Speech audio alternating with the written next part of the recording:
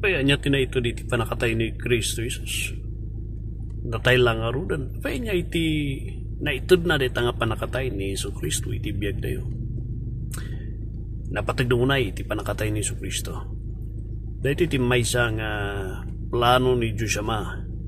Tapno iti tao kat masubot na iti basol.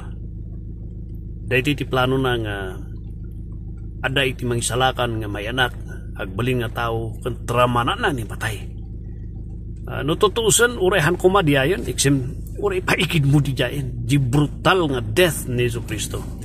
But in ngayon ni Diyos Ama di etap no kada tayo nga anak iti Apo ikan tayo iti importansya iti panakaisalakan ngayon ted na kan pulinano ni Diyos Ama kada tayo babaan kini Yesu Kristo ti krus. No kidan tayo iti sao ti Apo kunana jay ito'y Colossians chapter 2 verse 15. And having spoiled principalities and powers, tata, binalod na, inaabak na. Iti word nga spoiled, kat term na ito iti maysa nga gubatan iti panawon ni Apostol Pablo. Adadagiyay apanda darupan nga maysa nga nasyon, kat numaabak da data, adadagiti spoiled, adadagiti captives da, whether tao, whether dagita kat sanikwa, dagita kat bagin di maysa nga nasyon nga nang abak kanang darup iti maysa nga nasyon nga inabak na isuda. Una na inabak ni Hesu Kristo. Anya tinabak na dagitoy principalities, dagitoy jablo, dagitoy adati panakabalina. Inbabay na isuda. Kasto'y tinapasamak iti panakaisalakan tayo. Iti maysa nga tao nga linuktan ni Apo iti puso kung kapanunutan na nga maawatan na kan agpasakop iso na ti Ebanghelyo.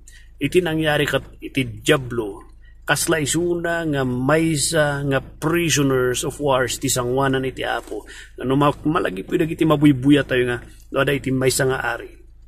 Maysa nga general na panay iti maysa nga place. Ada dagiti captives da dagiti balod da nga natiluda nga apanda ipanimarcha nga mapanda yen iti palasuda apanda iti pagarianda nga agpapalakpak ti tao dagiti sumursurot kanya ada dagiti nakataling nga balod da nga isu iti kunata nga dagiti daduma aramiden da nga oblantes ti daduma lako da di slave market. Kasi iti kunanak, ti diablo kunati sa ti Diyos. Binalod iti Apo. Binalod kan ibabain ni Yesu Kristo publicly kapusta pinugsatnan iti relasyon tayo kini Satanas. No idi kat datayo kat tagabo ni Satanas. No idi kat datayo kat pinagbalin na pay nga anak na itatako na ti sa ti Apo. Inbabain iti Diyos. Ni Satanas pinugsat na di nga relasyon inikanda tayo iti baro nga relasyon iti Dios datayo nga kalaban iti Dios nagbalinti nga kadwa iti Apo datayo nga kalaban iti Apo rebuild iti sangwana na pinagbalin na pay nga anak na ti relasyon tayo kini Satanas pinugsat na di nga handa tayo nga anak iti diablo nagbalin tayo nga anak iti Dios daytoy iti baligi nga inted ni Apo kada tayo ngayon mahawat kanya na nga manubod kan mangisalakan na. Iso nga ikanto iti importansya na ito yun. Dahil iti panakaisalakan tayo. Gapus tayo iti panakatay ni Kristo. Gapus iti panakatay. Nagbunga iti baligi. Kada tayo iti sangwanan iti diablo. Napugsat iti relasyon tayo nga datayo kat anak iti diablo. Napugsat iti relasyon tayo nga datayo kat tagabo iti diablo. Tatan bagi datayo iti Apo kat dapat lang agbiag tayo para iti Apo. Colossians chapter 2:15. Ti saludsod. Pagi da ka nga ta. Tagabo da ka. Anak da ka kadi. Ni Apo or anak da ka. Tagabo da ka. Iti diablo yung ganar ta. Mapugsat lang di jay panagbalin nga anak mo. Kan tagabo. No. Awatam ni Kristo Jesus. Patiyam di inarami na di krus nga isulang ti makaisalakan kanya. Ijay lang nga mawaywayan ken may kangka iti baligi iti diablo.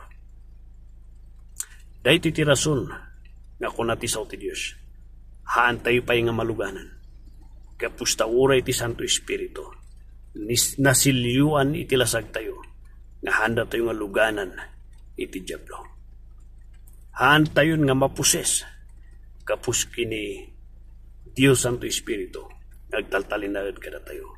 Baligi iti panakatay ni Jesu Kristo.